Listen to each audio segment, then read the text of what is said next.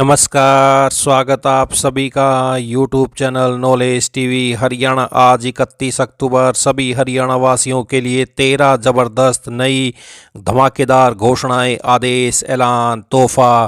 क्या है पूरी अपडेट, आइए देखते हैं। हरियाणा की हर छोटी से बड़ी योजना, घोषणा, आदेश, निर्णय, मौसम, फैसला, सभी की जानकारी सबसे पहले आपको यहां पर मिलती है। तो चैनल को सब्सक्राइब करना ना भूलें। तो क्या होगा फ़ायदा, क्या होगा नुकसान, सभी हरियाणा वासियों के लिए 13 बड़ी खबरें सामने आ रही हैं। आइए देखते हैं पूरी जानकारी। चैनल पर पहली बार आए तो चैनल को सब्सक्राइब करना ना भूलें। तो चलिए देखते हैं। हरियाणा आज 31 अक्टूबर, 13 बड़ी खबरें, घोषणा, ऐलान। पहली बड़ी घोषणा, हरियाणा बीज विकास निगम की तरफ से तैयार उपचारित बीज की बिक्री होने लगी है। प्रदेश के 80 क्रय केंद्रों पर सब्सिडी पर बीज बिक्री का कार्य हो रहा है। बिक्री केंद्रों पर चना, सरसों और गेहूं का उपचारित बीज उपलब्ध है। चना और गेहूं के बीज पर सब्सिडी है। बीज पाने के लिए सरपंच और नंबरदार का सत्यापन अब जरूरी कर दिया गया है। निगम के अधिकारियों के अनुसार प्रदेश में 2,70,000 क्विंटल गेहूं का बीज तैयार कराया गया है। बिक्री केंद्रों के करीब 60,000 क्विंटल गेहूं के बीज की बिक्री हो चुकी है और 40 किलोग्राम की पैकिंग में गेहूं का बीज है। 430 रुपये के अनुदान के साथ कुल 1,200 रुपये प्रति बोरी यानी 40 किलोग्राम के हिसाब से गेहूं का बीज उपलब्ध है। चने की बात करें तो 2,200 रुपये क्विंटल बीज तैयार कराया गया है और 320 क्विंटल बीज की बिक्री भी हो चुकी है। चने के बीज का 16 किलोग्राम के बैग में पैक किया जाता है। प्रति बैग 960 रुपये सब्सिडी के साथ चने का बीज उपलब्ध है। सरसों का बीज 2 किलोग्राम की पैकिंग में उपलब्ध है। 2 किलोग्राम सरसों का बीज 250 रुपये में उपलब्ध है।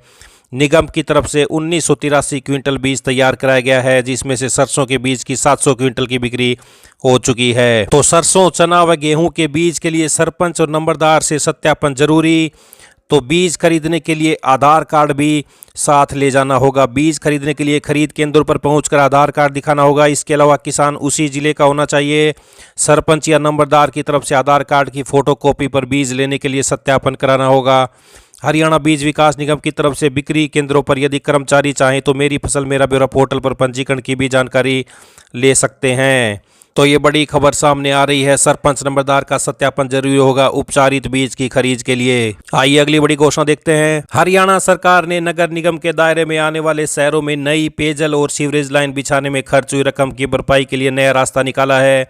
गुरुग्राम, फरीदाबाद, सोनीपत और पानीपत सहित कई जिलों में नवंबर से पानी का बिल 2 गुना तक महंगा हो जाएगा। गुरुग्राम नगर निगम ने नए रेट तय करते हुए 1 नवंबर से नई दर लागू करने की तैयारी भी कर ली है। बाकी निगम भी तैयारी पूरी करने में जुटे हैं, यानी पानी के उपयोग को लेकर सचेत हो जाएं, वरना आपकी जेब पर ज़्यादा बोझ रहेगा। उदाहरण के लिए 1 से 20,000 लीटर पानी खर्च करने पर पहले 3.19 रुपये प्रति किलो लीटर यानी 1,000 लीटर की दर से बिल देना पड़ता था, लेकिन अब 6.38 रुपये किलो लीटर की दर से भुगतान करना होगा। बल्क और व्यावसायिक कनेक्शन में भी रकम बढ़ाई गई है। मान लीजिए यदि किसी का पानी का बिल 500 रुपये आया तो उसे सीवरेज चार्ज के रूप में 250 रुपये यानी 50% रकम अलग से देनी होगी। तो ये बड़ी अपडेट। नगर निगम क्षेत्र में पेयजल 2 गुना तक महंगा, संभल कर करें इस्तेमाल। गुरुग्राम, फरीदाबाद, सोनीपत और पानीपत सहित कई जिलों में 1 नवंबर से बढ़ेगी। गुरुग्राम में नए रेट भी तय हो गए हैं।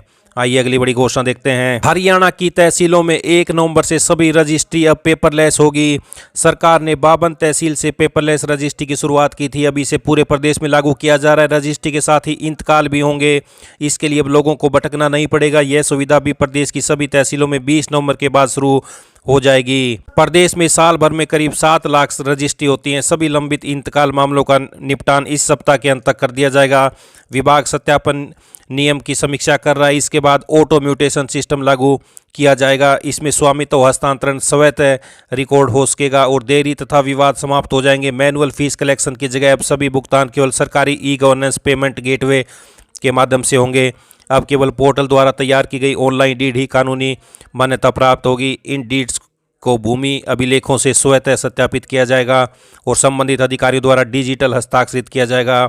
डिजिटल रूप में किए गए बदलाव का उद्देश्य कार्य क्षमता के साथ साथ पारदर्शिता और नागरिक सुविधा को बढ़ाना है। जल्द ही सभी तहसील कार्यालय में QR कोड आधारित फीडबैक सिस्टम शुरू किया जाएगा। तो इंतकाल क्या होता है? जमीन के मालिकाना हक में बदलाव होने पर उसे सरकारी रिकॉर्ड में दर्ज कराने को इंतकाल कहते हैं। जब जमीन किसी को बेची जाती है, गिफ्ट की जाती है, विरासत मिलती है, किराए पर दी जाती है या मालिक की मौत के बाद वारिस को ट्रांसफर होती है, तब इंतकाल कराया जाता है। यह जमीन की डीलिंग्स, कानूनी पालन, सटीक और अपडेट ज़मीन के रिकॉर्ड बनाए रखने में महत्वपूर्ण भूमिका निभाता है। तो अब हरियाणा में कल से 1 नवंबर से केवल पेपरलेस होगी रजिस्ट्री, इंतकाल भी अब ऑनलाइन होंगे। 20 नवंबर के बाद ऑनलाइन होंगे इंतकाल, भुगतान पेमेंट गेटवे से होंगे। तो ये बड़ी अपडेट सभी हरियाणा वासियों के लिए। आइए अगली बड़ी घोषणा देखते हैं। राज्य सरकार ने प्रदेश के 20 लाख से ज़्यादा श्रमिकों की न्यूनतम मजदूरी दर में 0.23% की बढ़ोतरी की है। यह पिछले 10 साल में सबसे कम है। बढ़ोतरी 1 जुलाई 2025 से लागू होगी। हरियाणा में 2015 के बाद पहली बार इतनी कम बढ़ोतरी हुई है। इससे पहले जुलाई 2018 में 0.58% की बढ़ोतरी हुई थी। इन 10 वर्षों में सर्वाधिक बढ़ोतरी इसी साल जनवरी में 3.36% हुई थी। अब 0.23% के हिसाब से श्रमिकों की मजदूरी में मासिक 17.48 रुपये से लेकर 22.31 रुपये तक की बढ़ोतरी होगी। तो किस श्रेणी के कितने रुपए बढ़े हैं? अकुशल श्रेणी के 17.48 रुपये बढ़ोतरी हुई है। अर्धकुशल ए 18.35 रुपये। तो आप ये देख सकते हैं कुशल ए के 20.24 रुपये, सुरक्षाकर्मी शस्त्र सहित 21.25 रुपये। तो आप ये पूरी सूची देख सकते हैं कितने रुपए की बढ़ोतरी हुई है। 17 रुपये से लेकर 22 रुपये तक की लगभग बढ़ोतरी हुई है श्रमिकों की मजदूरी में। आइए अगली बड़ी घोषणा देखते हैं। सरकारी कर्मचारियों की पेंशन व्यवस्था को लेकर केंद्र सरकार ने एक अहम स्पष्टीकरण जारी किया है। सरकार ने कहा कि किसी सरकारी कर्मचारी की मृत्यु के बाद पारिवारिक पेंशन का अधिकार केवल उसकी कानूनी पत्नी या वैध रूप से विवाहित पत्नी को ही होगा। अगर कर्मचारी ने पहली पत्नी के जिंदा रहते एक से अधिक विवाह किए हैं तो दूसरी या बाद की पत्नी जो हिंदू मैरिज एक्ट के तहत कानून अवैध विवाह की श्रेणी में आती है उसे पारिवारिक पेंशन का लाभ नहीं मिलेगा। तो ये बड़ी अपडेट, अब केवल कानूनी पत्नी को ही मिलेगा पारिवारिक पेंशन का हक। पहली पत्नी के रहते दूसरी शादी की तो दूसरी को लाभ नहीं मिलेगा। आइए अगली बड़ी घोषणा देखते हैं। फास्टैग ग्राहकों की सुविधा के लिए भारतीय राष्ट्रीय राजमार्ग प्राधिकरण ने वाहन सत्यापन यानी अपना वाहन जानो KYV की प्रक्रिया को आसान बनाया है। NHAI की सहायक कंपनी भारतीय हाईवे प्रबंधन कंपनी लिमिटेड की ओर से जारी संशोधित दिशा निर्देशों के अनुसार KYV का पालन नहीं करने वाले वाहनों की फास्टैग सेवाएं बंद नहीं की जाएंगी और ग्राहकों के लिए KYV प्रक्रिया पूरी करने के लिए पर्याप्त अवसर दिए जाएंगे। नए दिशा निर्देशों के तहत KYV के लिए कार, जीप या वैन की साइड तस्वीरें अब आवश्यक नहीं होंगी। केवल नंबर प्लेट और फास्टैग दिखने वाली सामने की तस्वीर ही अपलोड करने की आवश्यकता होगी। इसके अतिरिक्त जब उपयोगकर्ता वाहन नंबर, चेसिस नंबर या मोबाइल नंबर दर्ज करेगा तो स्वचालित रूप से वाहन पोर्टल से पंजीकरण विवरण प्राप्त करने की व्यवस्था की जाएगी। यदि एक ही मोबाइल नंबर पर कई वाहन पंजीकृत है तो उपयोगकर्ता उस वाहन का चयन कर सकेगा जिसके लिए वह KYV प्रक्रिया पूरी करना चाहता है। सेवाएं निरंतर बनाने के लिए KYV नीति से पहले जारी किए गए फास्टैग भी सक्रिय होंगे। फास्टैग जारी करने वाले बैंक उपयोगकर्ताओं को KYV प्रक्रिया पूरी करने के लिए लगातार संदेश भेजेंगे। दस्तावेज अपलोड करने में कठिनाई पर फास्टैग जारी करने वाला बैंक ग्राहक से संपर्क कर पूरी मदद करेगा। तो वाहन सत्यापन न कराने पर भी बंद नहीं होगा फास्टैग। तो अब ग्राहक को बताए बिना फास्टैग अकाउंट बंद नहीं कर सकेंगे बैंक। यदि किसी ग्राहक को दस्तावेज अपलोड करने में कठिनाई होती है तो बैंक उसे संपर्क करेगा। वो कनेक्शन काटने से पहले अपने वाहन को जाने KYV प्रक्रिया पूरी करने में मदद करेगा। हरियाणा सरकार ने स्कूलों में हरियाणा कौशल रोजगार निगम के माध्यम से अनुबंध आधार पर कार्यरत TGT 6 को आर्ट एजुकेशन असिस्टेंट और फिजिकल एजुकेशन असिस्टेंट का अनुबंध 30 नवंबर तक बढ़ाने का फैसला लिया है। निदेशालय के पूर्व आदेशों के तहत इन शिक्षकों का अनुबंध पहले 30 सितंबर तक बढ़ाया गया था। आइए अगली बड़ी घोषणा देखते हैं। मिड डे मील के तहत सरकारी स्कूल में बच्चों के आहार में मिठास बढ़ गई है। अब सप्ताह में एक दिन बच्चों को खीर भी मिलेगी। वहीं अब से प्रदेश भर के सभी सरकारी स्कूलों में जिस दिन बच्चों को आयरन, फोलिक एसिड टैबलेट दी जाएगी उसी दिन उन्हें पिन्नी भी बांटी जाएगी। साल 2023 में सरकारी स्कूलों में खीर बंद कर दी गई थी। हालांकि तब स्कूल की रसोई में चावल से खीर बनती थी। अब दोबारा से खीर की शुरुआत अलग प्रारूप में की गई है। अब से पैकेट वाली बनी खीर को दूध में मिलाकर तैयार किया जाएगा ताकि बच्चों को मैगी की तरह 2 मिनट के अंदर खीर तैयार करके दी जा सके। तो ये बड़ी अपडेट, स्कूल में बच्चों को हफ्ते में अब एक दिन खीर मिलेगी। आइए अगली बड़ी घोषणा देखते हैं। हरियाणा ने आर्टिफिशियल इंटेलिजेंस सक्षम एक स्मार्ट मॉनिटरिंग सिस्टम शुरू किया जो किसी भी होटल में आपराधिक पृष्ठभूमि वाले व्यक्ति के ठहरने पर संबंधित थाने के SHO को नियम रियल टाइम अलर्ट भेजता है। प्रदेश भर में लागू यह प्रणाली होटल में रहने वाले व्यक्ति के नाम, आधार कार्ड नंबर और मोबाइल नंबर का पुलिस रिकॉर्ड समय मिलान करती है। देश की पहली ऐसी तकनीक आधारित पूर्ण चेतावनी प्रणाली से अपराधियों को समय रहते पकड़ने, नए अपराध रोकने में मदद मिलेगी। तो अपराधियों के होटल में ठहरते ही थाना प्रभारियों के पास पहुंच जाएगा अलर्ट। हरियाणा पुलिस ने आर्टिफिशियल इंटेलिजेंस सक्षम स्मार्ट मॉनिटरिंग सिस्टम शुरू किया। आइए अगली बड़ी घोषणा देखते हैं। देश में चौथे दिन भी हरियाणा सबसे प्रदूषित रहा। 2 शहरों में AQI 400 के पार पहुंच गया है। गुरुवार को रोहतक में 426 और धारू एडा रेवाड़ी में 406 AQI रिकॉर्ड किया गया है। तो देश का सबसे प्रदूषित शहर रहा रोहतक।